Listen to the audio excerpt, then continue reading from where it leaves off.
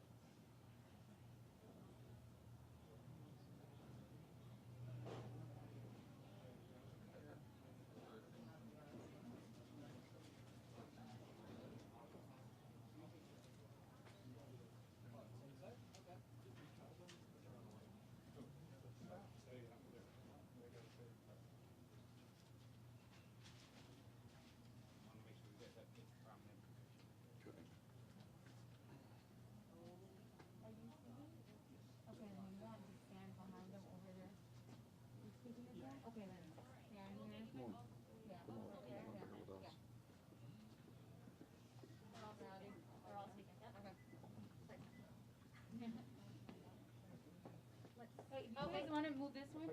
Move this way? Yeah. So we're, yeah. You can come this way too. Yeah, you can stand in front of the banner, that's fine.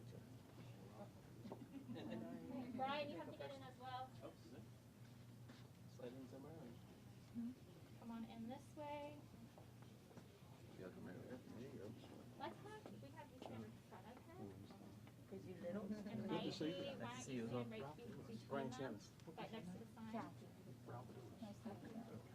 You're from Park Avenue? I am. Oh, wow. Okay, you guys are.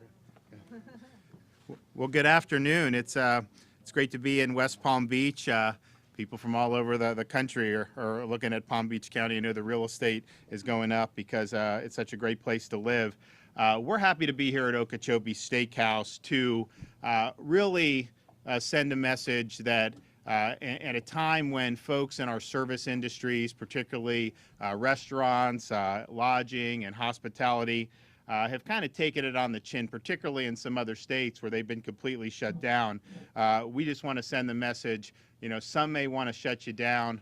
We want to pull you up. We've got your back. If you're somebody who's a waitress or a cook or you're a family-owned business, you're an important part of our state. You're working folks who are working hard to make a living. You have every right to do that, and you can take it to the bank in the state of Florida. You're going to have that right defended by the governor. You know, there's a lot of talk when it comes to COVID about kind of infections and tracing and everything. And at the beginning of this, restaurants in particular were singled out as kind of like, this is a place that's really problematic.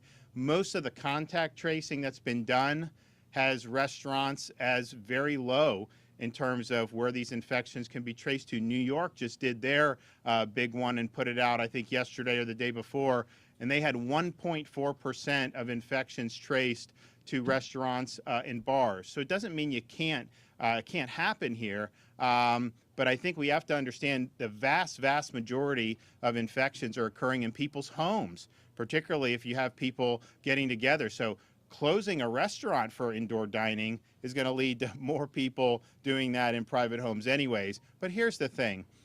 Even if you think that it's more than just 1.4%, the appropriate response to that is to inform people about situations where you may have you know, a higher risk, not to shut down. Let individuals make decisions about what they're comfortable doing. I can tell you, we've worked with these folks across Florida, and I know Okeechobee's no different.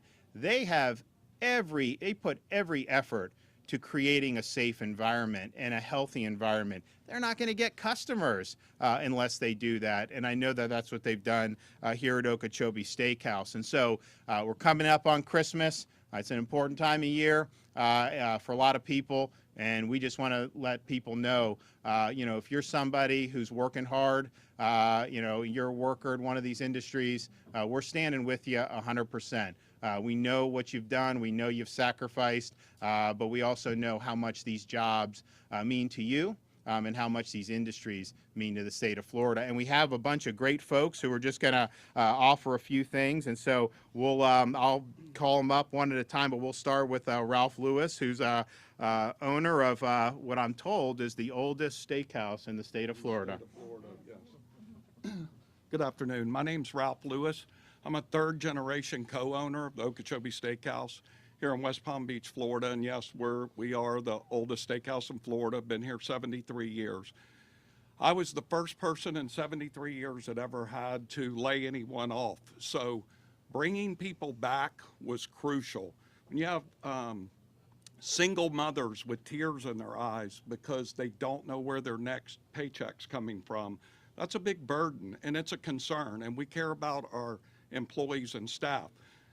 Also, their health insurance. At a time like this, excuse me, you know that health insurance is extremely important. So keeping them with health insurance, keeping them where they can pay daycare. We also were able, because we were able to open back up to full capacity, we fed 6,000 first responders for absolutely free. We fed hundreds and hundreds of children, underprivileged children at Boys and Girls Clubs who didn't have food, didn't have meals, because we were able to be open. We've spent tens of thousands of dollars here to make the place safe. Our guests believe it is safe.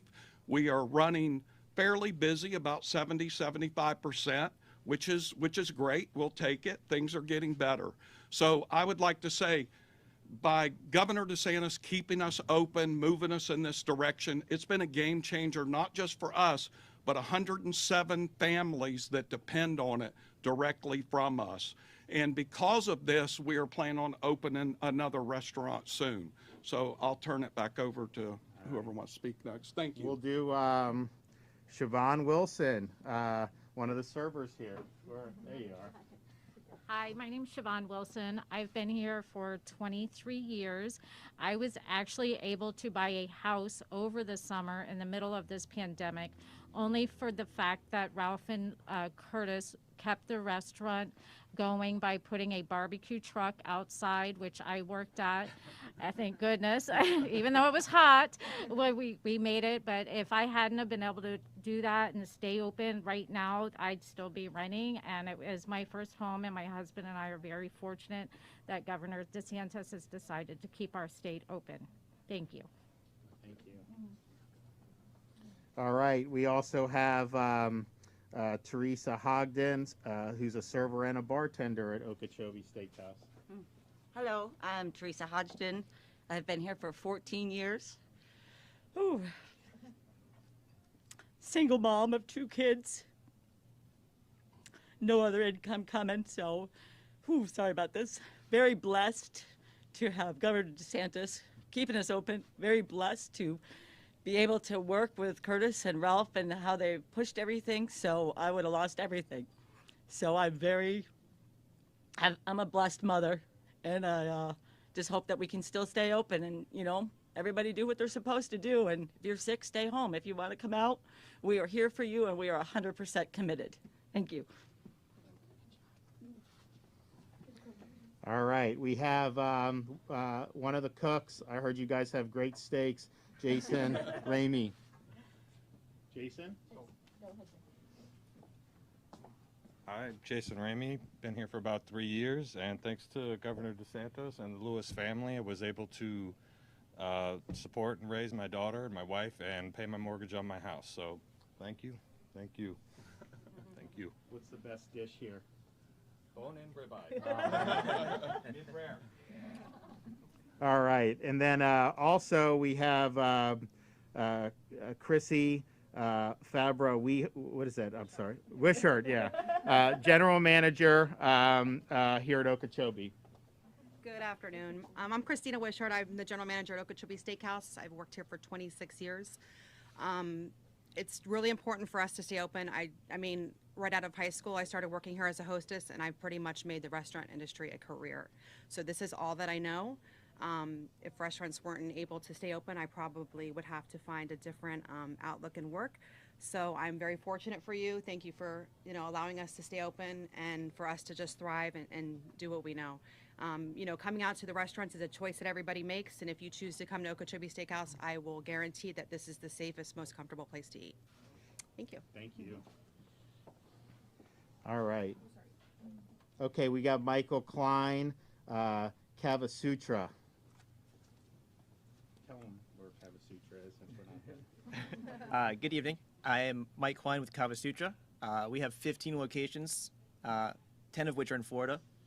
We have 2 locations in New York City and 2 locations in Colorado and 1 in Phoenix. So we have a good amount of knowledge about how different states are functioning right now with different lockdowns. And when the lockdowns first happened, we didn't really know what was going to happen. But our biggest concern was always our staff and our employees, making sure that they could pay their bills, take care of their families. And thanks to Ron DeSantis, we are able to be open 100%. We are able to expand, grow new locations, and we're able to survive. So thank you. Thank you.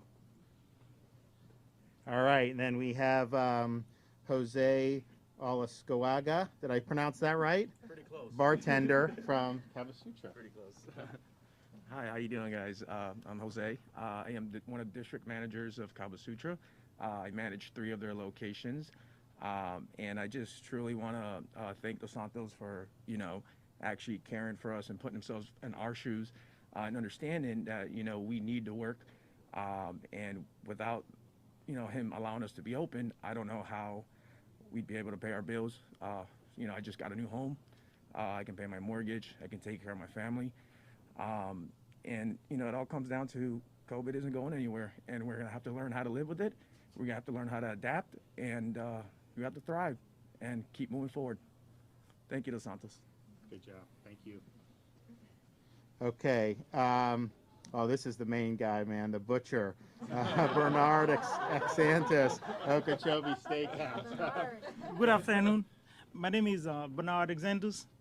I'm a meat carter for Okeechobee Steakhouse, and I've been working here for 20 years, and I'm proud to be part of the staff of Okeechobee Steakhouse. I must say thanks to Governor DeSantis for allowing the state open, especially for the business to stay open. If the state was like shut down, we won't be able to pay our bills. And my family, I got a new home. I just bought a new home. If the steakhouse was like closed, I won't be able to pay my bills. So I must say thanks to Governor DeSantis for letting us, What's open. the best cut of meat here? Born and way back, like Jason said. That's the best one. Thank you very much. Thank you. All right. Then we have Brian Alexander Chamis. He's from Cafe Chardonnay down the road. Hello, my name is Brian Shamus. I work at a restaurant called Cafe Chardonnay. We've been there for 34 years. This has been the most difficult year for us. I'm in the restaurant business. My wife is also in the restaurant business. So 100% of the money that we make comes from this business. So if it were to be shut down, it would be very difficult for us. Thank you, Governor DeSantis, for allowing us to stay open. I think if you work in a COVID-friendly or a COVID knowledgeable environment, or you allow your guests to feel comfortable and safe, I think it's great to be open. I think it's great to have the opportunity to be open. So thank you very much for that. Enjoyed it. Thanks. Thank you. Jackie McNett. Hi, my name is Jackie McNett, and I work at Park Avenue Barbecue in North Palm Beach. And I was a server when we closed down for COVID. We were takeout only, and I'm thankful that you allowed us to do that. And I got to keep my job, and I hope that restaurants do continue to stay open, because it's not just servers and the takeout people that are affected, it's the food runners, the bussers, the dishwashers that no one sees behind the scenes. Thank you. Thank you. Well, thanks for Okeechobee Steakhouse for hosting us. I just really think the folks in this industry work very hard, and I think that they've had to go through a lot of uncertainty. We've obviously really put a priority on making sure that they had the right to put food on the table for their families, but also just understanding that the evidence at this point does not show that restaurants are a significant draw. It doesn't mean it can't happen. Obviously, when you're contact tracing and you find some, that's fine, but that could happen just as much in a home or anywhere else. And I think it's unfair that if a politician wants to do something, then they immediately look at the restaurants, and they're really hurting these people without a solid evidence basis at this point to do it. Again, in March, we didn't have a lot of evidence, but now we do. And these folks really care about the safety of their customers, and I know they work very hard to create a safe environment. And I think that we finally have some momentum as a country with these vaccines coming in. It was a really historic occasion for me. I was at Tampa General Hospital yesterday. I actually signed the FedEx form for the first vaccines delivered in the state of Florida, and we got about 180,000 from Pfizer, both on Monday and then today. On Monday, we had Tampa General, Broward Memorial, and UF Shands. And then today, Jackson Memorial in Miami, as well as Advent Health in Orlando, received shipments. So they're all getting about 19,500 doses. They have to store at -70, and they're doing that, but they do a great job with that. They are using the hospitals are using theirs to immunize their frontline high-contact healthcare workers who are most likely to come in contact with someone with COVID, and then therefore most likely to end up being isolated if you end up having an outbreak, which there haven't been a lot, but if you do. So that was kind of the theory behind it. Make sure the folks that are caring for patients are going to be in good shape. You're not going to have dozens of people have to isolate because of an exposure.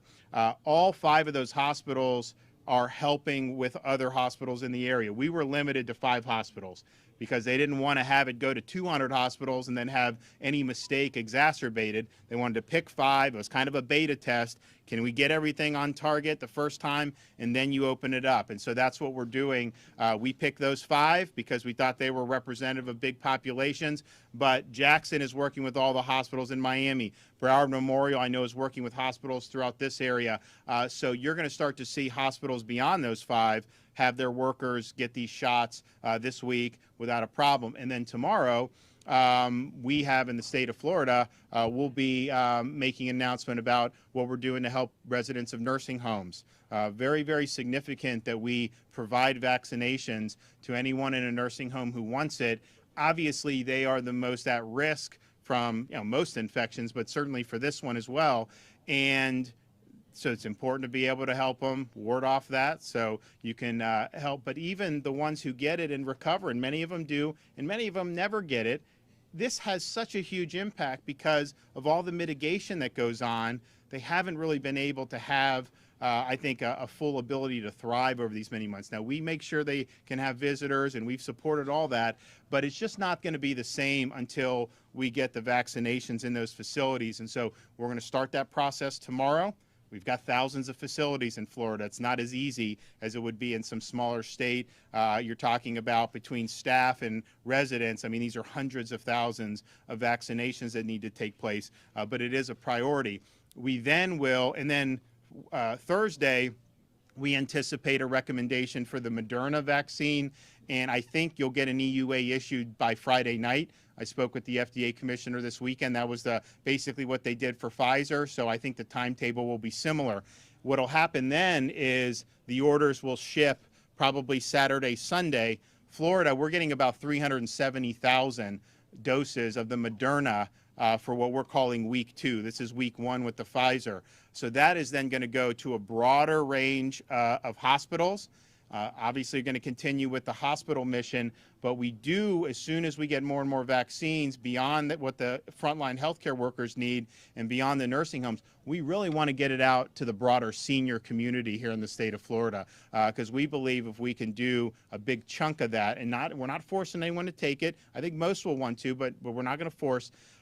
If you can do that over these next 6 to 8 weeks, that's going to have a huge, huge impact on the course of this thing. And so that's going to be a big, big priority. The one thing that we're looking to see is what additional Pfizer are we going to get this month. When we had the initial rundown, when I met with Warp Speed about a month ago, we were supposed to get for week 2, which is next week, 205,000 Pfizer, and then the next week, 247,000. Those next 2 week shipments of Pfizer are on hold right now. We don't know whether we're going to get any or not, and we're just going to have to wait. I mean, obviously, it would be shipped relatively soon if we got it. It's a production issue with Pfizer. It has nothing to do with the federal government or nothing to do specifically with Florida. This is just what's happening nationwide. And then after we get the 370,000 roughly Moderna for this coming next week, the final week of December, we're slated to get another 162,000 doses of Moderna. So that'll be 530 doses of Moderna for December. And as of right now, we obviously have received about 180,000 of Pfizer.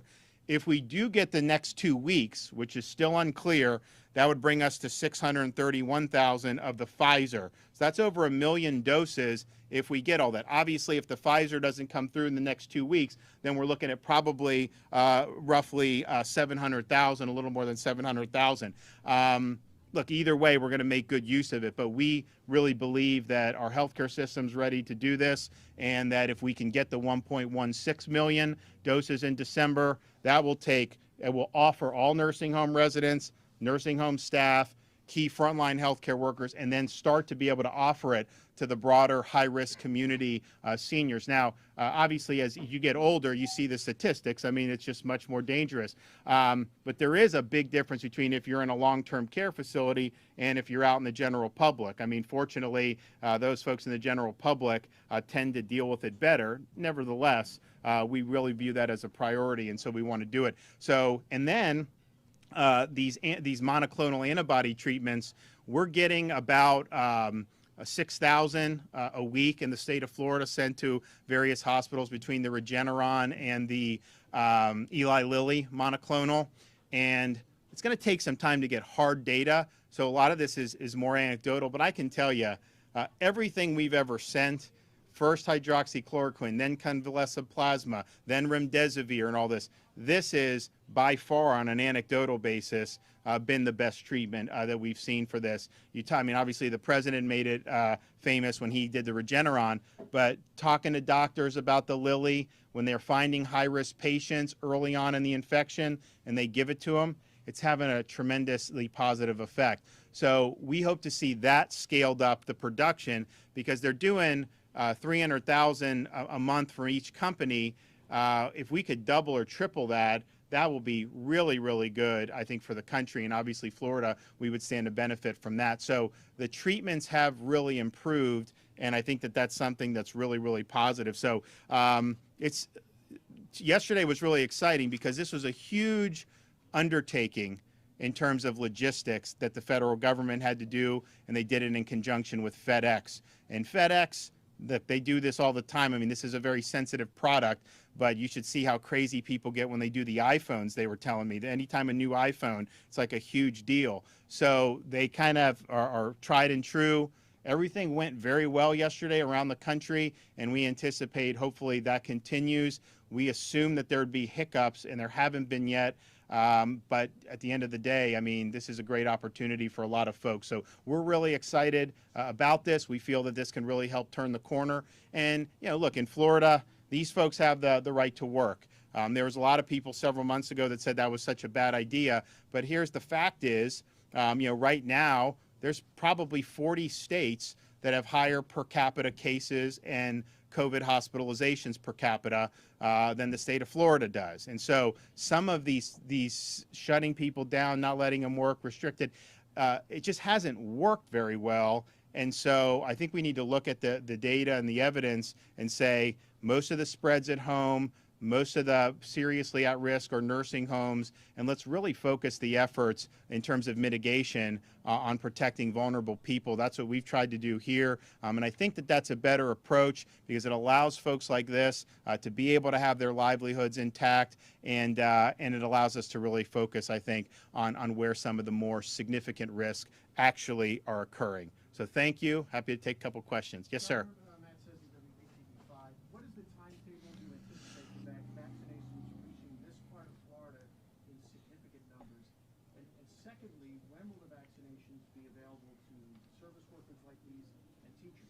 So a couple things. One, most major hospitals will get the Moderna, so that's going to happen within a week, and that'll be great. I'm pretty sure Broward Memorial has worked with some of the Palm Beach County hospitals in the meantime to be able to give them the Pfizer. So we anticipate that'll happen soon. So the question is widely available. I mean, I think realistically we're looking at best case scenario nationwide is 20 million vaccinations this month between Pfizer and Moderna, and 30 million nationwide next month between Pfizer and Moderna. And if we don't get all the Pfizer this month, maybe it spills over. So 50 million people probably in the next 2 months we're looking at.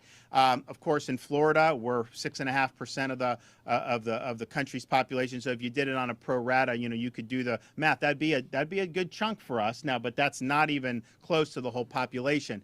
But I believe if you can get a big chunk of this at risk, the senior population, and you do the nursing homes, the mortality on this thing is going to crater. And so that's a really good first step. In terms of getting it widely available, I think the trick is going to need to be the EUA for the Johnson & Johnson vaccine. So the Johnson & Johnson vaccine, unlike the Pfizer and the Moderna, it's only one dose. So Pfizer, we're bringing it in. They have to have these massive gloves to store it at -70. Moderna is freeze, not quite that cold, but the Johnson & Johnson is just normal refrigeration, and you take it one time. That makes it easier to do on a mass scale because you can go and a school district can offer it to the teachers, one shot, and you don't have to worry about going back. See, with the nursing homes, CVS, Walgreens, and the extent the state's involved, we're going to have to go back in 21 days and make sure they get the booster shot. Now, both Moderna and Pfizer, people think that first shot offers some protection, but obviously you're going to need to get that to have staying power. So the Johnson & Johnson, we think they're going to file for EUA sometime in probably the later part of January.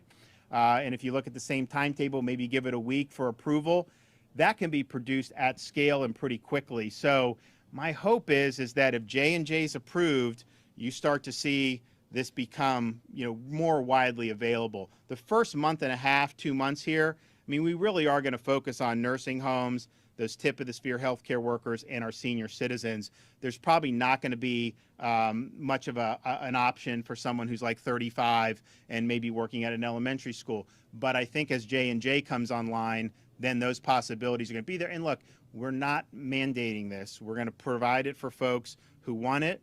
And I think more and more people, have decided that they want it just over the last few weeks. If you look at kind of how the signals are going, and I know in the hospitals, initially they had some takers, and those takers are more because people have seen it done. And one of the things, we were kind of upset that Britain had it before us.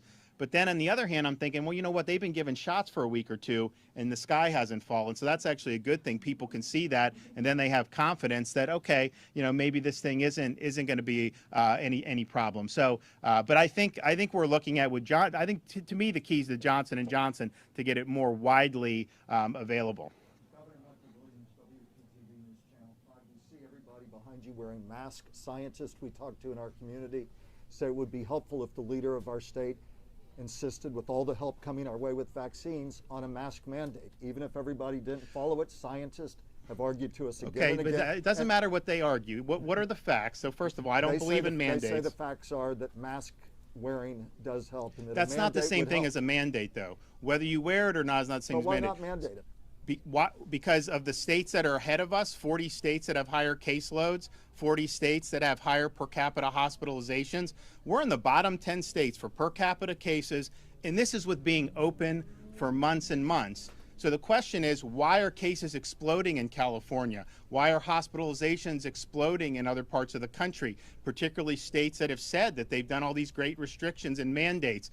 The mandates I don't think have been effective. I don't think the restrictions or the lockdowns have been effective. And so people wear them in Florida. Everywhere I go in public, people do it. They don't need to be fined for it. Okay, we need to treat people with respect and trust them to use judgments. But imposing mandates, you can't look at the evidence right now and say, because if the mandate was so important, Florida would be higher than all those states. And yet we're lower. We're lower than New York, New Jersey, Connecticut, Pennsylvania, Michigan, Illinois on a per capita basis, now California, because they're finally kind of going through a big thing. And so that's just the facts on it. And I think that people should look at that. We have in Florida now, we'll see what happens with the emergency department visits, but we've been going down since 11:30.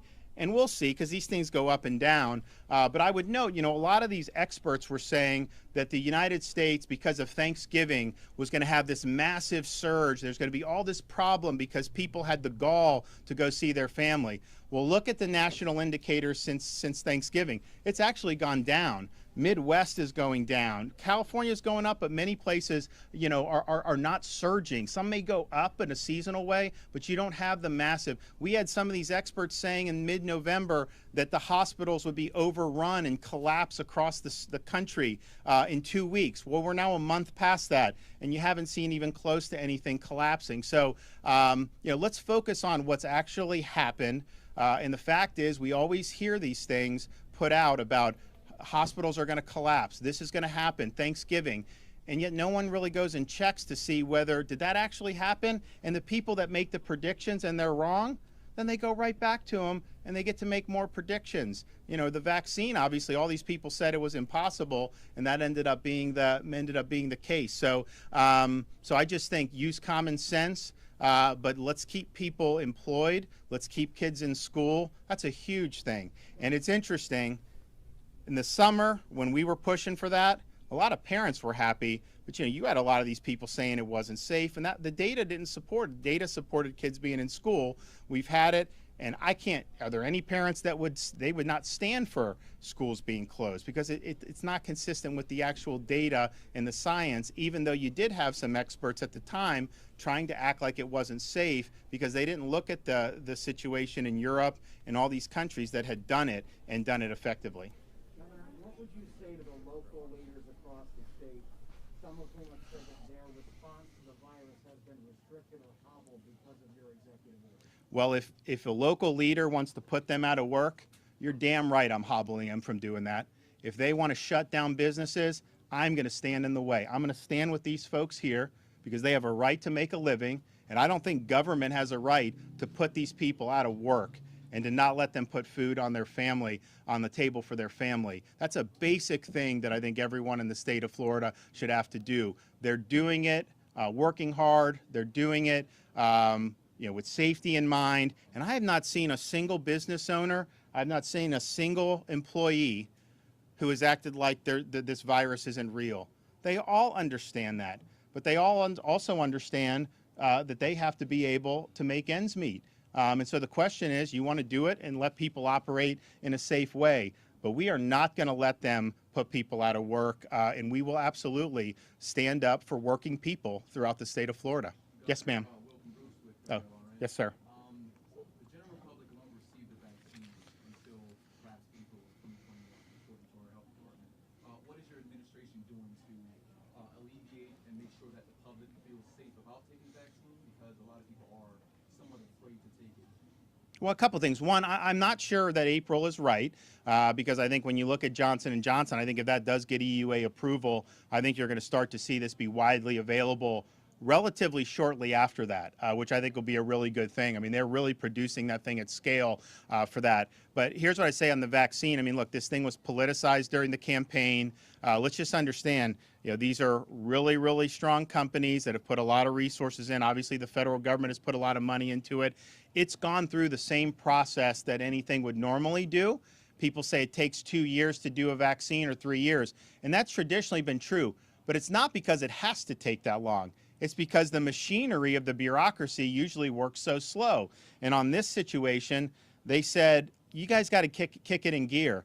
So they went through everything that they would normally do, and then did the trials, got the results. People were able to evaluate it, and we've now had a lot of people that have gone through the trials. We now have shots have been happening for a couple weeks in different parts of the world, obviously this week for the United States. So I think it's something that people should have confidence in. At the same time, I think it's perfectly reasonable for someone who may not be terribly at risk to say, okay, well, even if it was available to me, maybe I'll wait. I understand why someone would want to do it. If you're higher risk, I think you probably want to get it as soon as possible. But I'm confident that as more and more people get this, people are going to see, you know what, that's something that would make sense to me, and we're going to do it. And I think I would definitely want it widely available with J&J before April. And if we're able to do that, I think we'll be in really, really good shape. And we've got a lot of opportunities, I think, here in the state of Florida. The people that have left some of these other states, they're coming to Florida partially because I think that they appreciate, a more balanced approach on some of this stuff, but also what we've been able to do in so many other areas of the economy and all this. So we've had some bumps with what's happened in some of these industries, but I think we're primed to do very well in the future, and getting the vaccine out, I think will be a part of that. So I would definitely have folks trust it, but I think it's important that the fact that we're not mandating it is, I think, probably better, and I think you'll probably get more compliance because people aren't going to feel like this is being somehow forced on them. They're going to be able to look, evaluate, and I'm confident when they do that they'll think that this is a good thing. Thanks, everybody. I'm going to take off. The Electoral College has spoken. Do you accept Vice President Biden as President-elect?